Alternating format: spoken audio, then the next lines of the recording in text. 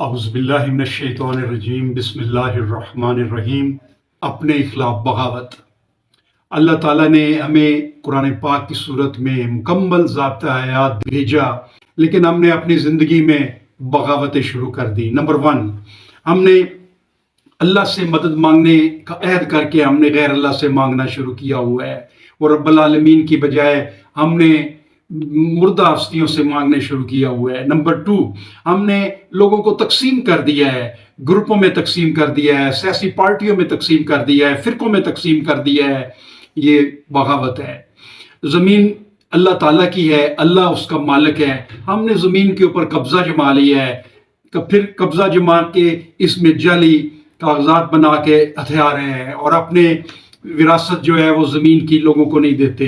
Number 4، سرمایہ ہم نے سمیٹنا شروع کر دیا ہے۔ یہ مال و دولت اللہ کی دین ہے، اللہ کا ہے، اور ہم نے بجائے اس کے کہ اللہ کی اس نعمت کو ہم لوگوں کے لیے دیں، ہم نے اس کے اوپر ہڑپ کر کے اس کو اکٹھا کیا ہوا ہے۔ ناجائز طریقے سے دولت اکٹھی کرتے ہیں، سرکاری اختیارات کو استعمال کر کے دولت لیتے ہیں، سود کا کاروبار کرتے ہیں، سود میں ملوث ہیں، ٹیکس چوری کرتے ہیں۔ نمبر 5، رشوت لیتے ہیں۔ ہم اپنے پورے معاشرے میں کوئی کام رشوت کے بغیر نہیں ہو رہا، ہم اس رشوت کے پیسے سے کاریں کوٹھیاں بنانے کے اوپر لگے ہوئے ہیں۔ نمبر 6، بددیانتی کر رہے ہیں، پیسے لے کر نوکریاں دیتے ہیں، ٹرانسفر اور پوسٹنگ کرتے ہیں۔ یہ کھلم کھلا اللہ کے قانون کی بغاوت ہے۔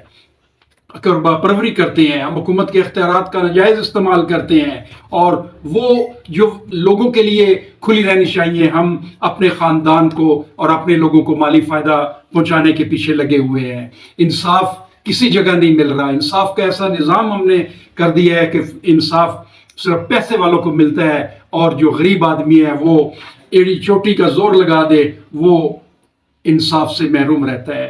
نمبر 9، ہم نے جو فتنہ مچایا ہوا ہے یہ معاشرتی اور سیاسی لحاظ سے فتنہ ہے۔ ہم نے لوگوں کو جو بنیادی ضروریات زندگی فراہم کرنی چاہیے تھی، ہم لوگوں کو بنیادی ضروریات زندگی فراہم نہیں کر رہے، ان کو علاج، تعلیم اور روزگار اور ان کو بنیادی ضروریات سے محروم کر کے ہم اپنی تجوریاں بھرنے کے پیچھے لگے ہوئے ہیں۔ یہ اللہ کے قانون کے خلاف کھلم کھلا بغاوت ہے، اور اس میں پورے سیاستدان اور پوری بیوروکریسی ہمارے اس ملک کے جسم کو گدھوں کی طرح نوچ رہے ہیں۔ سارے وسائل، ساری دولت کو خود ہڑپ کر گئے ہیں اور ملک کو کنگال کر دیا ہے۔